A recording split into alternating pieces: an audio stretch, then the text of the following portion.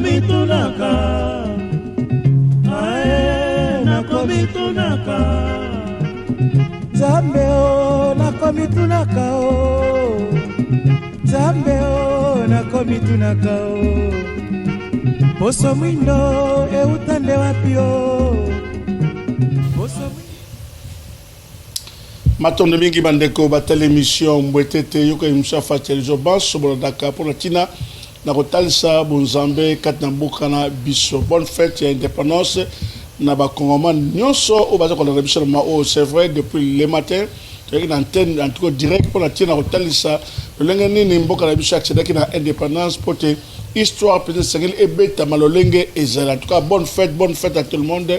Iskawa bozami kati na mabota na bino. C'est vrai Tenez peut-être toyeba 60 ans après l'indépendance na biso ezaki ndenge nini pas maté la vraie histoire il faut quand même ebetama elobama toujours qui indépendance le lenge nini ezaki ndenge nini pe bactère na bango na te ya kozwa indépendance banani wana faka beto beta histoire malam dans le haut toujours que libaku ya ko tchalo boko kat na papa na biso papa Zola o ya biso en tout cas pas maté moko na Kimbangise un grand chercheur, en tout cas indépendant, le président fondateur de OKV, Organisation des Kimbangistes révolutionnaires, visionnaire, pardon, pour la petite l'accession à l'indépendance à Congo belge pour la tienne à Bisso, Papa Zola Mbote.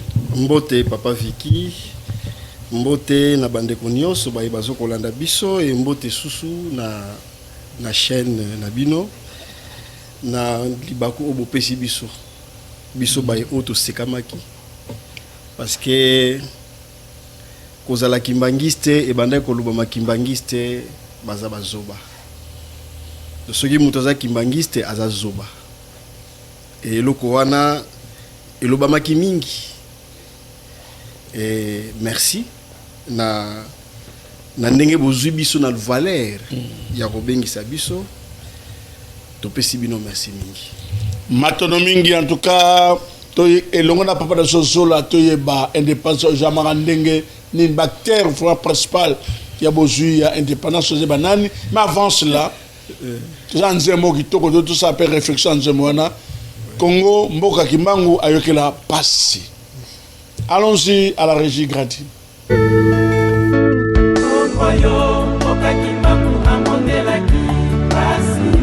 Kongoyo okamindele banyokolaki ibangu animaki pasi pambate alingaki bokonzi etelema kasi lelo yo na Kongo bawangani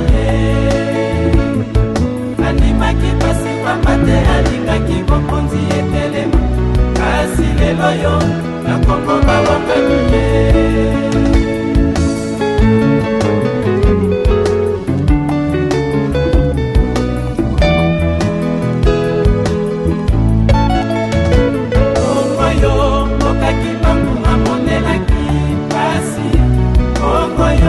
Okamindele banyokolaki imangu animaki pasi pambate alimaki bokonzi etelema kasi lelo yo na Kongo bawangani animaki pasi pambate alimaki bokonzi etelema kasi lelo yo na Kongo bawangani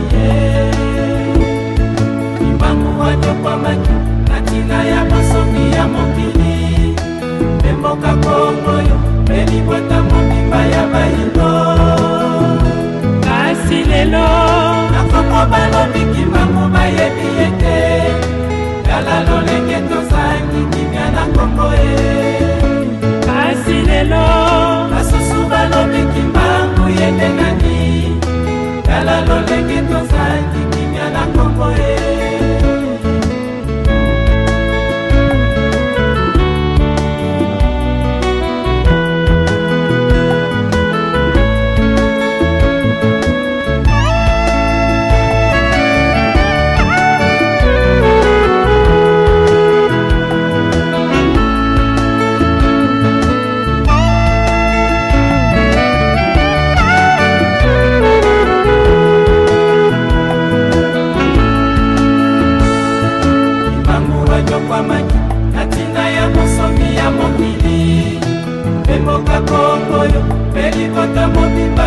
yuto kasi lelo bakongo balobi kimbangu bayebi ete tala lolenge tozali kimia na kongo kasi lelo basusu balobi kimbangu yete nani tala lolenge tozali kimia na kongo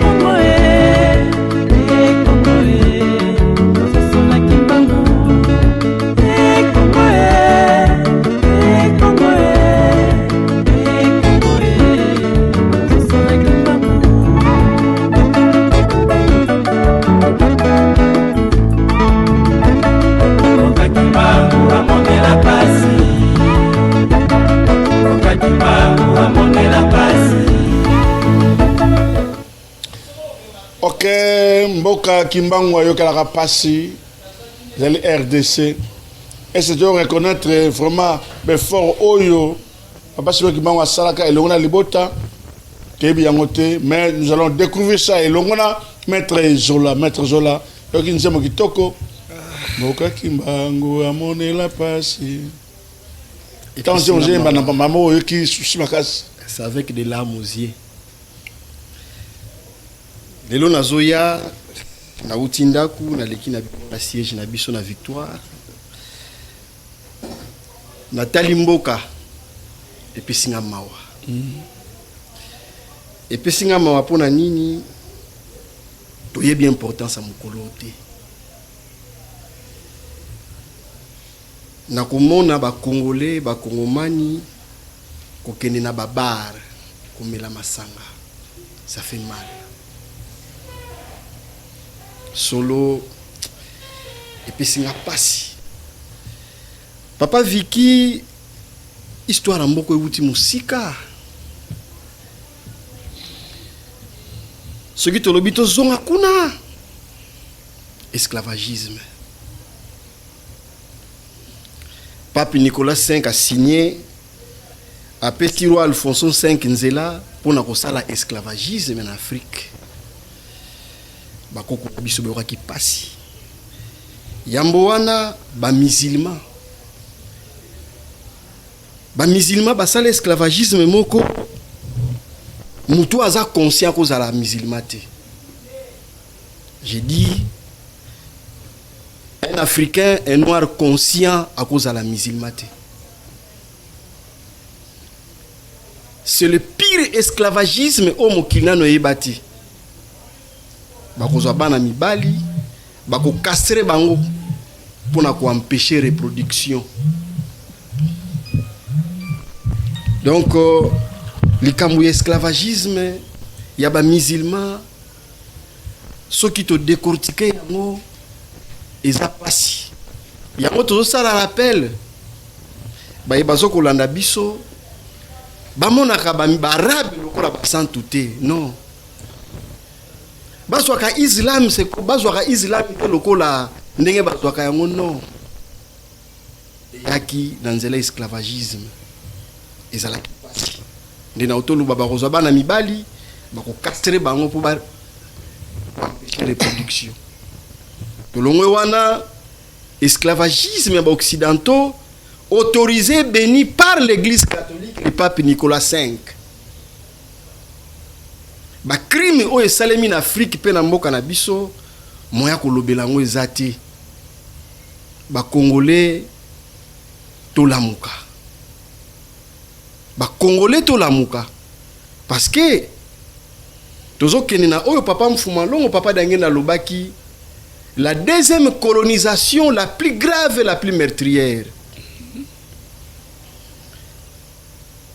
Tosuka ka likambo ya colonisation ya mboka oyo na roi Léopold II.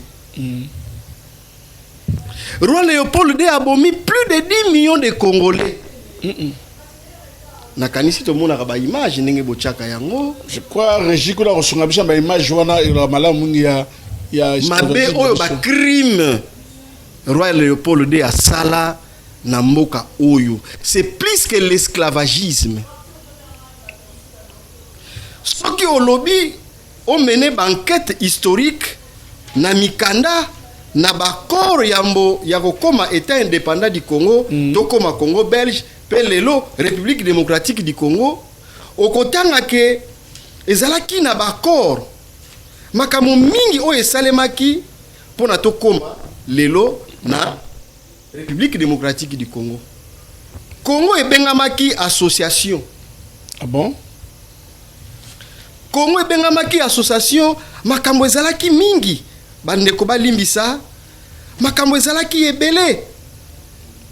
Tokomi le 12 septembre 1876 roi Léopold II a convoqué conférence moko internationale pona koluka kosangisa batu ba étudier ndenge nini bakoki ko coloniser mboka.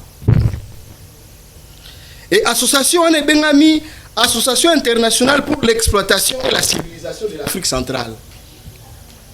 Donc comme le 25 novembre 1878 a créé comité d'études de Haut Congo. Bokolimi sangai comité d'études de Haut Congo. Et tant que kokoma na 1882 oya libosona oya mibale et komi association internationale africaine wana kaka Léopold II. Topusani tokomi na 1884 potokoma na 1885 conférence de Berlin bavandi pona kokabola Afrika et décision ezwamaki soki otangi na objectif balobi nini il faut pas proclamer liberté à commerce na bassin ya Congo et puis ba favoriser likambo oya koboya esclavagisme. Donc fallait koluka koboya esclavagisme.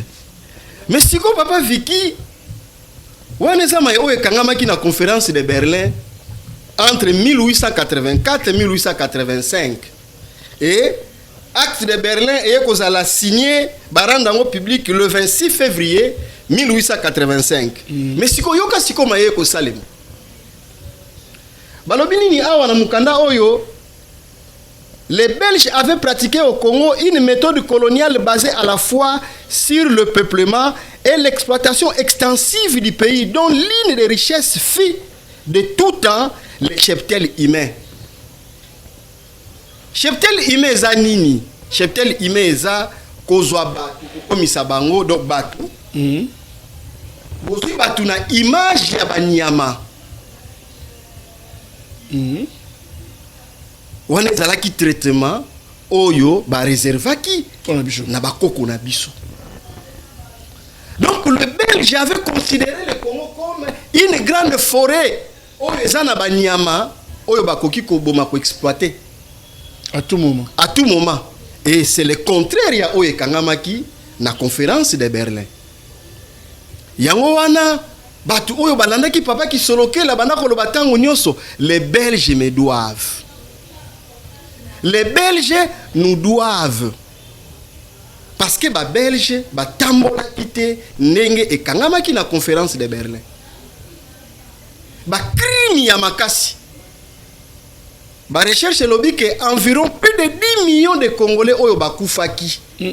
À cause ya atrocité wana ba ekoloba nini ba botoli état indépendant du Congo na roi Léopold II ko ezalaki propriété privée na ye pe ba pesi yango na Belgique. Congo komi colonie belge na 1908. Mais tokomituna mutuna, est-ce que ba atrocité wana esilaki?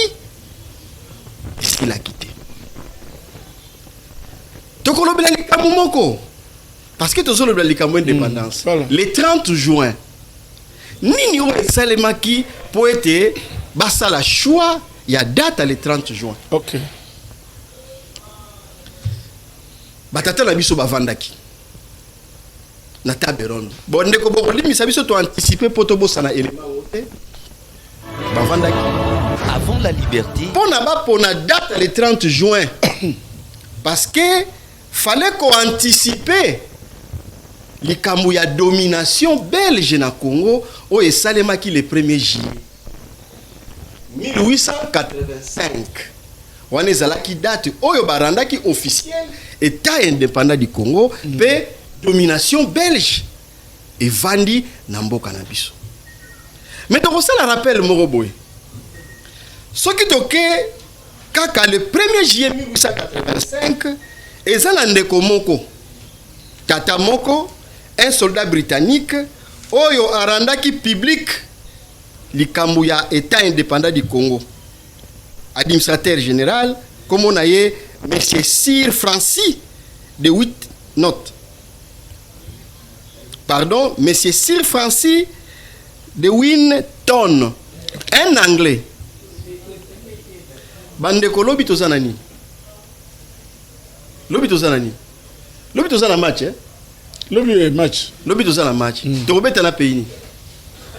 Angleterre. Vous comprenez? Tobeta na Angleterre. C'est une révélation. Nalandaki papa nkusa lobi match à liboso ya Congo eza entre Portugal na RDC. Fallait to gagner en toke nil. Maintenant sur le plan spirituel, par rapport à l'Ikamba Kimpwanza, est-ce que nous sommes indépendants ou nous ne sommes pas encore indépendants? Match oyo torobeta na pays nini Angleterre. Et ce qui tozongi na histoire nani oyo arandaki public officiel likambo ya colonisation que Congo est commis état indépendant pe propriété privée ya roi Léopold II. Nani un anglais. Pour na kotalisa que histoire et se répétaka. Na Bible balobeli biso nini? Pilate asalaki nini? Asambisaki pe akondanaki nkolo Yesu. Soki toye na histoire tata Kimbangu. Papa Simon Kimbangu nani oyo asambisaki ye un certain De Rossi. Et De Rossi azalaki nani? C'était italien. Histoire et se répétaka. Makamususu tozwango na baventure te. tozala prudent. Alors pona kozonga na mutuna oyo botuni biso na likambo ya Kimpwanza. Indépendance ya Congo eza Papa Simon Kimbangu. Lelo tokolobele loko moko Papa Simon Kimbangu a intervenu ki l'indépendance en mboka na biso na 3 phases. OK. Première phase ezalaki de 1921 à 1931. Wana phase ya liboso ezalaki pona nini? Ezalaki pona koluka indépendance ya likolo. Parce que elobamaki ete moto moyinda koyi kokota lola te. Ce discours-là, elobamaka mingi. Que moto moyinda koyi komona lola te, moto moyinda koyi komona nzambe te. Et la première phase de la lutte de Papa Simon Kimbangu, de 1921 à 1931, première phase, pona koluka Kimpwanza ya likolo. Tokei. Indépendance ya mibale, deuxième phase. Ya lutte de Papa Simon Kimbangu eza de 1931 à 1941. Fallait que luka bon somi ya mokili ya bawei. Lelo oyo ekoma mutu afukami mutu abeleli bakoko na ye bayoki baye koyanola. Mais tokomi to mutuna, est-ce que makambo wana liboso e banda ko salema? Parce que la colonisation d'un peuple ezalaka physique te. La colonisation est d'abord spirituelle. Nous avons été colonisés, esclavagés, non seulement physiquement, mais spirituellement. Alors, il fallait que luka bon somi naba niveau nyonso wana. Fallait que luka bon somi na se ya bawi. Na mokili ya bawi. Et na mokili ya bawi wana fallait que libérer milimo nyonso. Oye kufa. Parce que ezan élément moko batu baye bakate. L'église catholique a participé à la vente, à ba âme. Ah bon? Jusqu'à présent, bien, déjà. Mais la cause de la guerre de l'Est des années. Avoir la matière. Non, non. Matière, oui. Mais mili mwane kufa yekendaka wapi. Mili mwane kufa yekendaka wapi. Bandeko ba catholique bolimbisanga eza histoire ya mboka. Tokoyi kovanda na mabete. Na yoki na nzela que tata cardinal alobi nini on a échoué. Ndenge na yoki. Nana landi ete. Mais soki eza bongo que tata cardinal alobi que on a échoué, ceux qui ont échoué, ce sont les catholiques. L'église catholique n'est pas un modèle. Na lobi lisusu, l'église catholique n'est pas un modèle na Congo et en Afrique. Parce que la souffrance africaine, la souffrance congolaise s'appelle l'église catholique. Le 25 mai passé à Mboula Oyo, l'actuel pape Aouti Kosenga Bolimbisi, na nini na église catholique, na bayindo, pour l'esclavagisme, l'église catholique a passé la Kinzela à partir de Yanani, il y a pape Nicolas V. Et non seulement ça, l'église catholique a travaillé pour la colonisation. Maintenant, posez-vous la question. Mutu oya nyokoli bakoko na yo. Mutu abomi bakoko na yo. Et mutu la kolinga yo? Jamais. Na ba fidèle catholique. Et les prêtres catholiques africains congolais ba sosola balamuka. Ba sosola balamuka.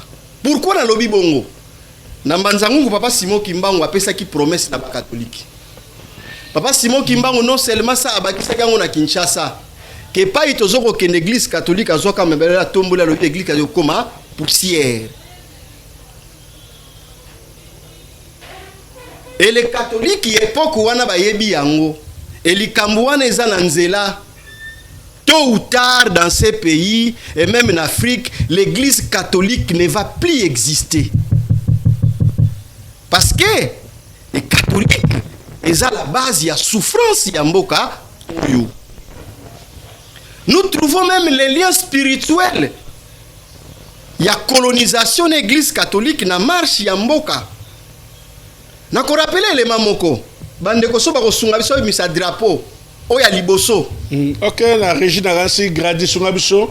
Drapeau na liboso ki batali yango eza na couleur bleue. Na étoile ya drapeau ya liboso. Oya liboso.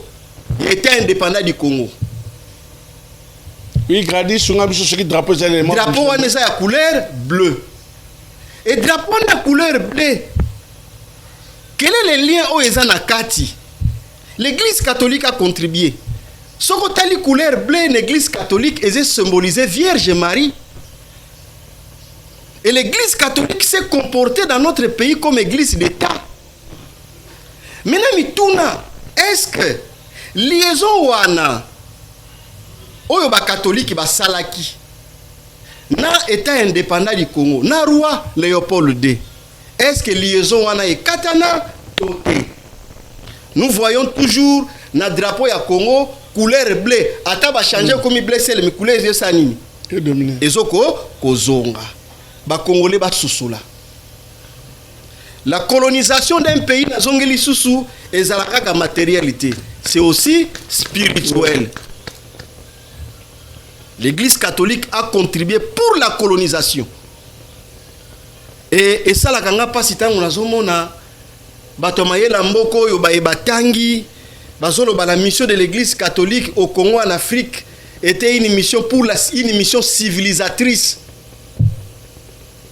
Na mona ka ba image oyo bochaka. Est-ce que bakoyi ko civiliser bato bazo kata bango maboko? La souffrance congolaise s'appelle Église catholique et la Belgique, y compris la puissance oyo ba soutenaki bango banani Église catholique na ba Belge.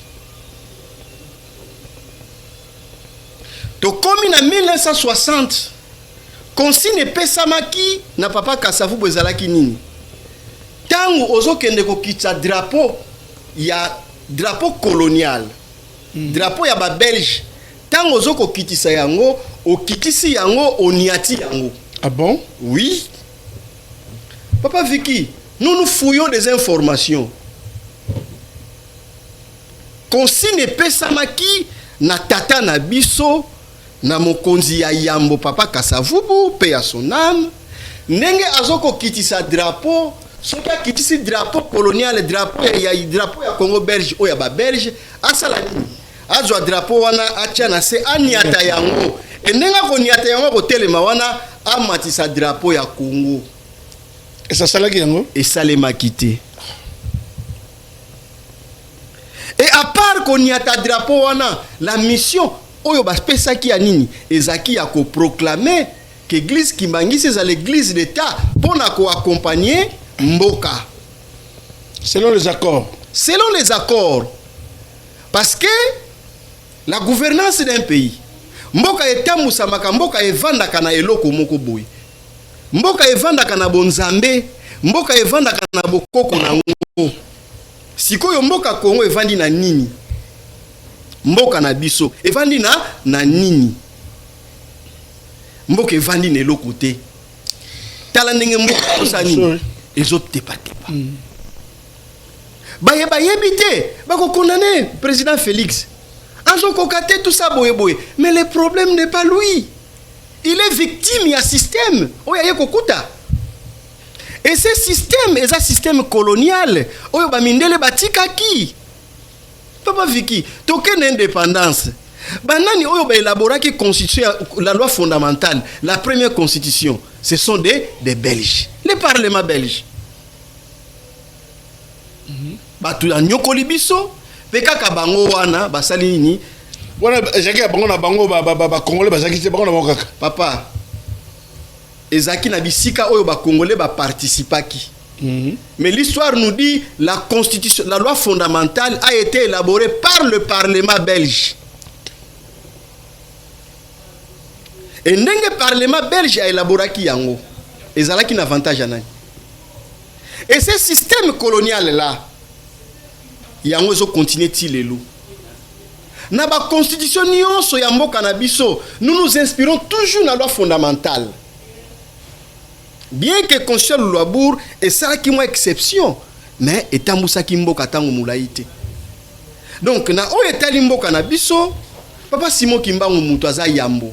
Yende mutu atelemaki. Phase ya suka oyo ya mission tata Simon Kimbangu. Troisième phase. Papa Simon Kimbangu de 1941 à 1951 ezalaki pona koluka bonsomi ya mokili. Kopesa bayindo bonsomi ya mabele ya mokili otozali. Non seulement bayindo na ba peuple oyo nyonso bazalaki na pasi. Mais histoire yebani mingi eza bayindo, les Africains. Batu bayindo na mokili. Yango okotala na prophétie ya Mbanza Nsanda, papa Simon Kimbangu aloba eloko moko le 10 septembre 1921 alobi nini? Il faut deuxième guerre, il faut Europe et Ningana pour que ba Africain bazwa bonsomi. Et deuxième guerre mondiale 1939 1940 à 45 et sili. Et soko tali action papa Simon Kimbangu tango azoko pona ba leader africain ezalaki na période ko bandi 40 au mati oyo azoko mona na bango. Na lobaka un jour tokoya ko beta lisolo ndenge papa Simon Kimbangu abandai ko pona ba leader nyonso na Afrika. Et histoire ya Congo ezo rappeler biso tolobaki likambo ya corps. Drapeau yangwana. OK, drapeau. Drapeau yangwana. Et ce drapeau est en couleur bleue ezo dominé. Et la couleur bleue est liée à qui? Dans le catholicisme, cette couleur est liée à la Vierge Marie. Et quel a été le rôle de l'église catholique à l'époque? L'église catholique jouait le rôle de l'église d'État. Il y a même un accord, oyo convention, balimisanga terme, oyo entre l'église catholique na État indépendant du Congo. Mais ce que tangi yango, est-ce que maye oyo komamaki yango esalemaki? L'église catholique n'a pas joué son rôle. Les catholiques, j'ai dit l'église catholique, eza modalité na mboka oyo. L'église catholique eza modalité en Afrique. L'église catholique eza modalité na mokili. Il faut un jour l'église catholique fait disparaître. C'est une obligation. Fait disparaître dans mboka na biso. Na mboka na biso te en Afrique. En Afrique on fait disparaître. C'est une obligation. Ngai te mutu na lobi yango. Tangu bakangi papa Simon Kimbangu bakomi na Mbanzangungu. Esika o eza baba tonga église Sainte-Thérèse na Mbanzangungu so na bosanité. Nini esalemaki wana? Mbongo eutaki likolo ekoyaki. Na mbongo wana soko tali yango eza moto moyindo Aniati Mondele. Parce que mbongo wana ezaliti le loto. Mbongo wana batu ya moko baza nango, mais ba Belge bazwaki mbongo nyonso po bakebomba. Soki tozoko lobake oyo papa ki solokela lobaki que les Belges me doivent ou les Belges nous doivent Belgique ezala makambu ebele oyo faut rendre na mboka oyo. Yango na jie oyo tozoko kota tozana besoin ya ba Congomani, ba patriotes congolais, les panafricains, les bangunza, batu nyonso bazana souci ya mboka pe Afrika. Bangunza révolutionnaire. Nous avons besoin même ba chege parce que baza ba congolais. Tozana besoin batu wana to solola. Mboka fo longwa na pasi. Et mboka ko longwa na pasi te en ordre de disperser. Nous, dans l'OKV, notre vision, c'est de créer, d'instaurer l'unité de Kimbangu. Eza nini? Baye oyo bazoko lobela mfumu Kimbangu. Baye oyo bazoko lobela Simon Kimbangu. Batu nyonso dénominateur comme ça. Bon. Nenge dénominateur comme ça Kimbangu, batu nyonso na photo sani photo sangana. Unité ya batu wana. Ya biso baye kinuski souteno papa Simon Kimbangu. Ya nous qui soutenons Mfumu Kimbangu. Ya nous qui parlons papa Kimbangu. Unité wana yango ko biki samboka oyo. Et le 20 août tozoko lancer une journée de méditation, de réflexion autour ya moto moyindo. Parce que le 20 août 1619 ezalaki date oyo ba premier esclave noir bakomaki na États-Unis. Le 20 août 1619 arrivé ya ba esclave noir na États-Unis. Yango wana le 20 août oyo bandeko tozana posta na bino na JE oyo toko se fixer à travers ngayu papa Vicky tokozala na posta na bino to solola to pesa na maboko poto longola mboka na pasi. Ce n'est pas les politiques batu ba congolais lelo toye koteya tozana pasi na motema toye koyebisa ba congolais que ce n'est pas la classe politique, ce n'est pas les politiques mutu ba développer ka mboka. Développement ya mboka ezalaka affaire ya population na bazoko kamba. Maintenant, nous encourageons les G4, Papa Mbenza, en tout cas, tu as encouragé Action à Bonga Bossal, en tout cas, vraiment, pour s'associer à Papa Zola ainsi que les autres Ngunza révolutionnaires, comme ça, Fumukongo, en tout cas, n'a encouragé Bino l'initiative aux gens qui vraiment comme ça, tout libéré ensemble, Mboka Labiso, Congo, nous sommes derrière Bino Poté. Bonsoir, Namboka et Joama, président. Merci G4, merci Papa Mbenza, merci également Fumu Congo ainsi que les autres. Oh, j'appelle les Kantiwana, Papa Té. Malheur, il y a peuple congolais, c'est l'église catholique. Allons-y, tout ce qui est indépendance, que nous nini. Bakor, c'est cinéma qui commence, c'est comment? Les Kamouya Bakor.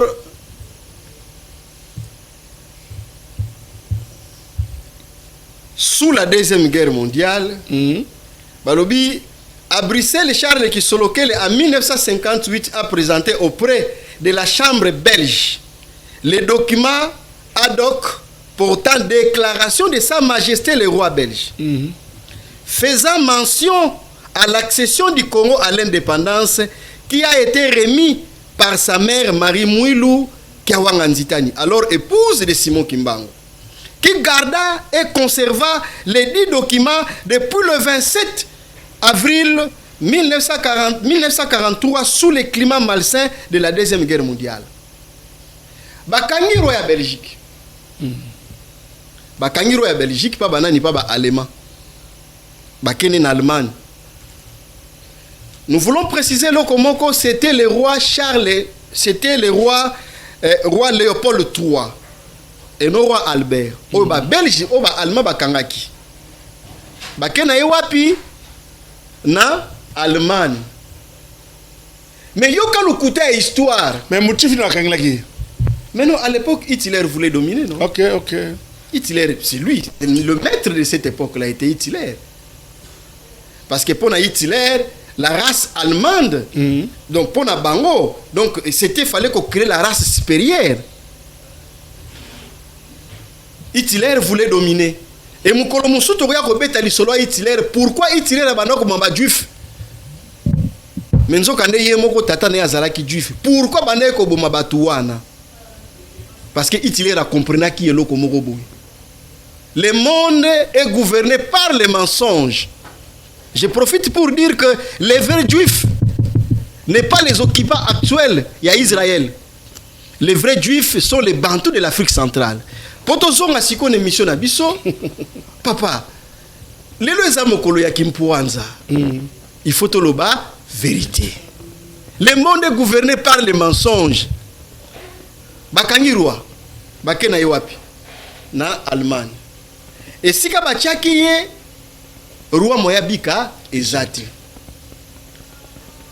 Ndeko moko yebisinga tangi quelque part balobi ke ezaba américain mutu babiki saki roi Léopold III na maboko ya ba allemand. O eza mensonge à histoire. Ezalaki tata Simon Kimbangu. Papa Simon Kimbangu mutakenda kobikisa ye na prison ya Sapabele. Alongoli ye mais yamba longola ye apesaki ye condition. Nga nazo kobikisa yo. Mais nazo na condition moko na kopesa yo. Il faut longola mboka na nga na pasi. Faut pesa Congo indépendance. Mais nini o esalemaki po ete Papa Simon Kimbangu akende kobikisa roi na prison ya samabele bipa ya zalaki na Allemagne. Et là, on y est salemaki. Nous sommes le 17 août 1922. Papa Simon Kimbangu ayambaka ba protestant, ba évêque, ba catholique, ba utaka kisantu, ba kenda ko tourner ba événement ndenge mboka ekokeye na mboka ndenge kokendele.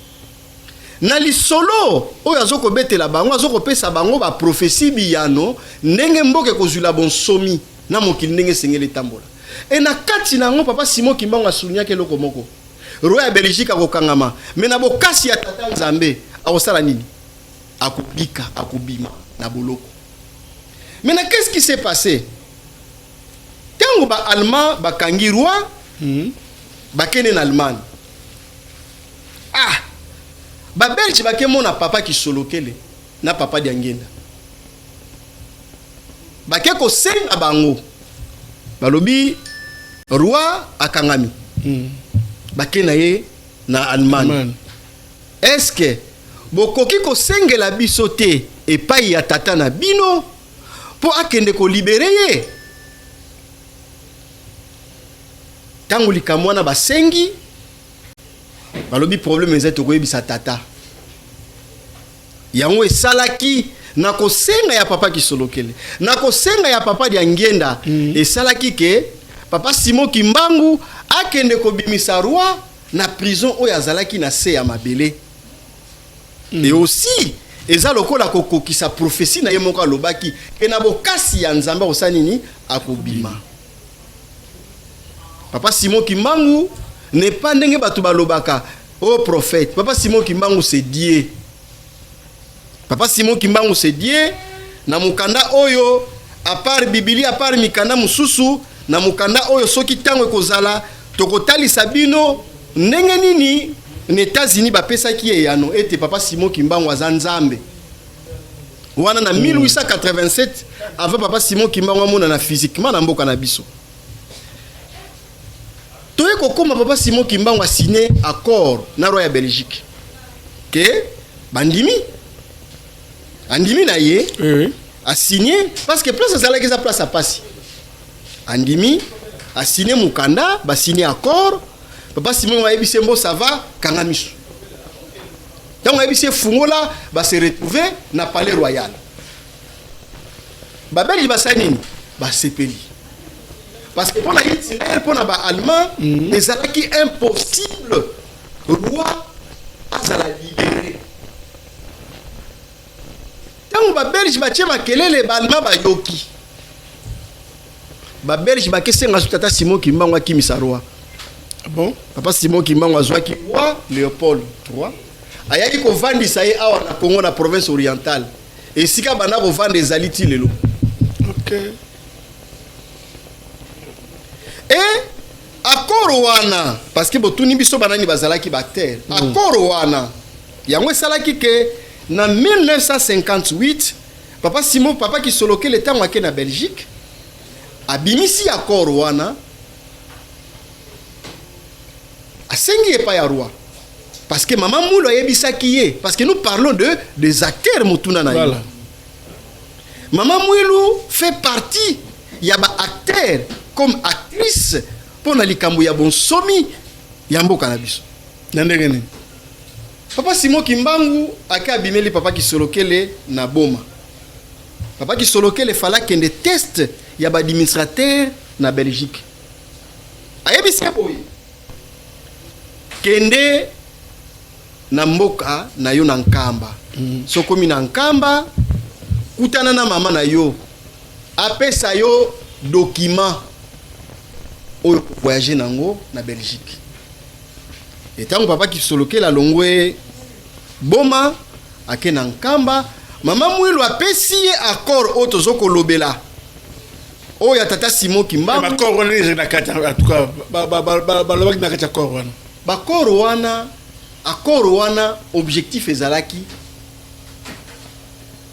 ya bakor ezebele o ezalaki signé de 1951 à 1960 il y a eu beaucoup d'accords o ezalaki signé entre les Belges na ba Congolais.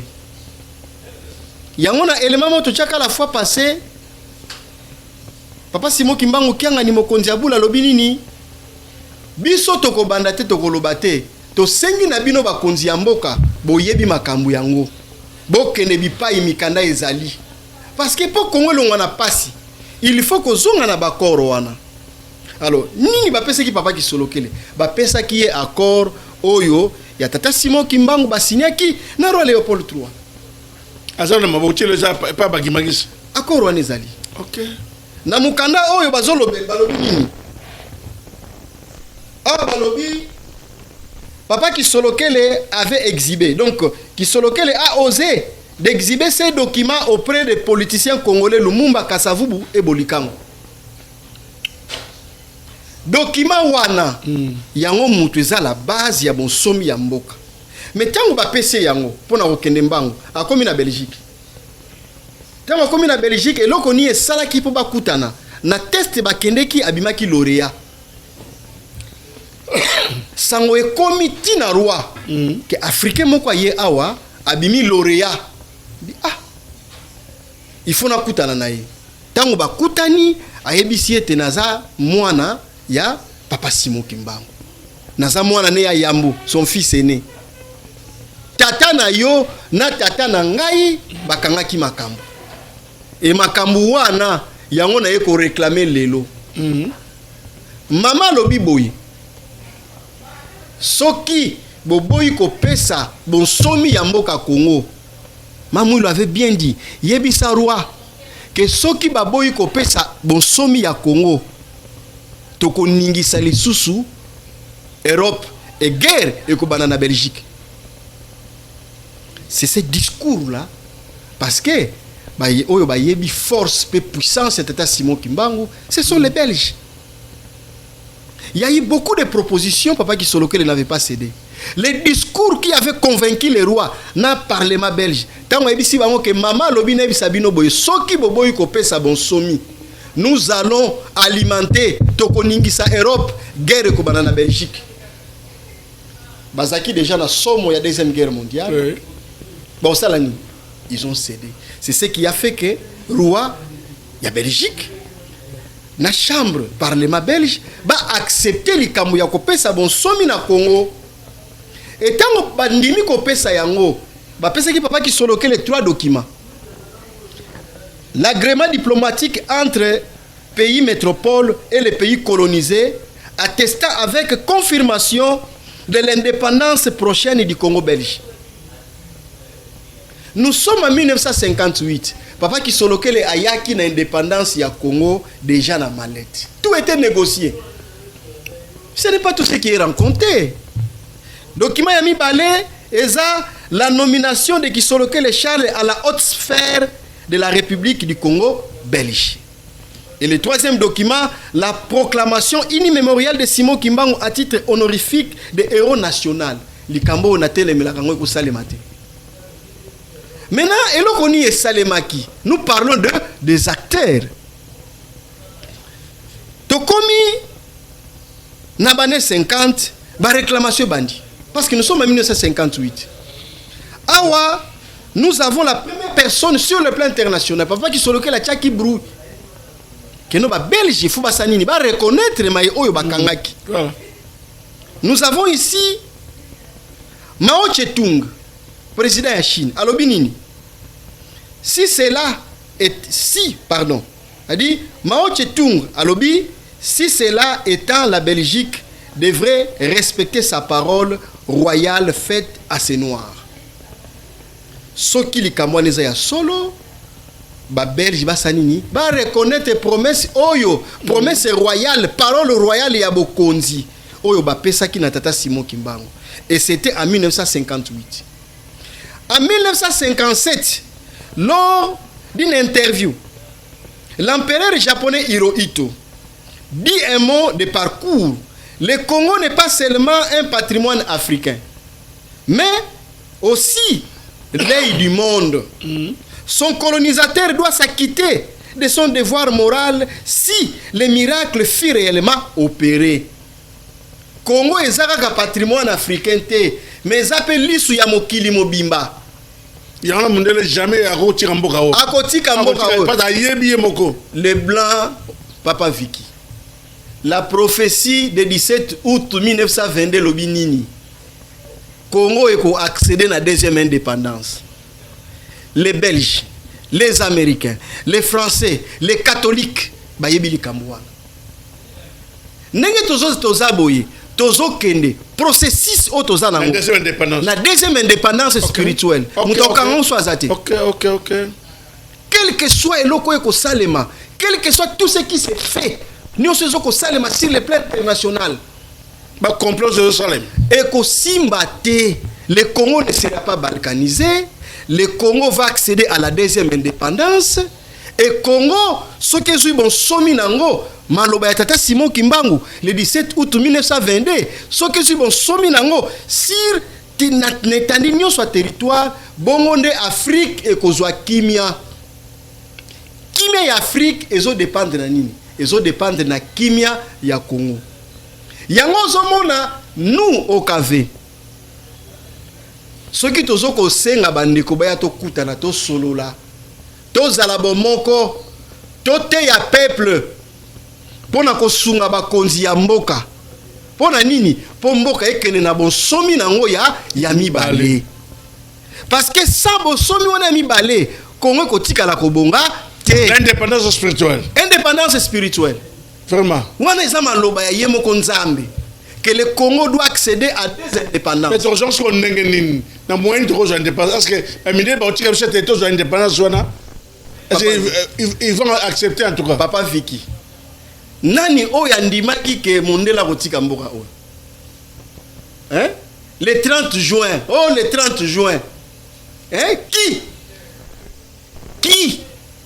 Tango tozo kolobake la colonisation ezalaka physique ezalaka spirituelle. Comment se fait-il batumoko ba uti musika ba ye ko mate pe ko dominer biso? C'était spirituel. Et Papa Simon Kimbangu alobi, le Congo va accéder à l'indépendance politique et à l'indépendance spirituelle. Likambo wana bangunza balobela ngo mingi. Likambo wana bombama l'église kimbangiste. Mais sengo na ngai tango na komi koyoka mokonzi ya bule akomi kolobela likambo ya indépendance spirituelle. C'est que tango sanini ekoki. C'est que tango ekoki. Siko tango ndenge ekoki. Bakoko na biso bazalaki bomoko. Po Congo zo bon somi. Ezane loko moko lo bamaka na église kimbangi se bolingo 56. Na bolingo wana yango esalaki ke mboka ekende na bon somi. Bolingo 56 yango esalaki ke Afrique ezwa bon somi. Donc le Congo va accéder à l'indépendance spirituelle. Et loko tozo senga kaka biso ba kongomani to telema, to reconnaître likambo yango. Tango tozo kolobake, il faut église qui bangiste comme église d'État. Ce qui tozo koloba bongo parce que ezama eko ekangama. Tango tozo ko senga ke drapeau ya Congo, il faut drapeau oyo to uti ko lakisa kuna elongwa. Drapeau ya colonisation. Il a tous un drapeau oyo. Drapeau oyo. Voilà. Oya sika. Drapeau oyo. Donc bon, on peut faire ça comme bon, on peut kozana elonga tata Simon Kimbangu. OK. Likambo tango to mona ki la vision. Tozi to sali maquette. To ke mona mokonzi ya bule papa Simon Kimbangu kiangani. Papa tango atali ayebisi nga alobi ndenge batali selio yango. Tika yango bongo. Kende ko sala be champion nango. Maintenant, mingi na kasi wala nisho na bokebi mko na en tout cas merci papa so la ba eza peta ebele mais TV za na ngonga eza peta ba programme ebele je veux que retenir en tout cas peut-être comme c'est ça la vraie histoire te betango pour te battre sur là. Donc pour le moment toujours il faut comme une indépendance spirituelle. Donc deuxième indépendance spirituelle tu peux te repérer ça va comment en tout cas là en tout cas elongo na papa la zombenza. Tout à fait, il y a un dernier mot pour clore. En tout cas, je pense à la fin. Par exemple, mais un dernier mot pour clore. Une minute cac. Aïe. Il a fait cette conférence. Une minute pour clore aujourd'hui. Bon. Et le retour au Senga, Nabandeko, tous à conscience. Nous, organisation de Kimbangiste visionnaire au KV en sigle ndenge na otoloba tozoko senga na ba Congomani les patriotes congolais tozoko senga na ba panafricains tozoko senga na belite intellectuelle tozoko senga na batu nyonso ba rejoindre biso siège za na victoire na immeuble VV Saint-Terre et le projet ndenge na otoloba na mois d'août le 20 août toko organiser journée ya réflexion ya méditation autour ya pasi ya mutu moyindo et na kati nango il faut tobimisa ba piste de solution oyo kolongola mboka na pasi yango tozoko senga na bino bosunga biso ba epe bazokolanda ba pesa biso maboko ceux qui ont des moyens ba soutenir likambo wana pour te réaliser yango. Numéro de téléphone 089 921 46 52 nazongeli lisusu lentement 089 921 46 52 wana bazoyo moko papa zwanganga moko dossier jezawana ou soit papa qui azawana bandeko bangunza les Kimbangiste tous o batu nyonso o tozana souci ya mboka oyo ya kolongisa maloba penyo se lobama ki na tata Simo Kimbangu tokuta na tozala moko to réfléchir pour na mboka na biso matono mingi. En tout cas un grand merci na DG na biso permettre que télé président de l'indépendance. En tout cas Zamba Pamola DG na biso. Merci également na direction de monsieur à programme. Merci na Mfumukonde na régie. Merci na Gradine Ndombe. Merci également na Dimitri na caméra pe papa na biso ko na caméra. Le nom m'échappe encore. Rappelle-moi encore le nom c'est ok, la racine a bon micro monaye, papa te alinga pe batanga komone pesate. Merci la tous ba jouer il bakor la nation pour aller. Merci également à capitaine Manoka. Merci papa maître Zola. On se retrouve le jeudi pour la rediffusion de cette émission à 16h30. Ciao.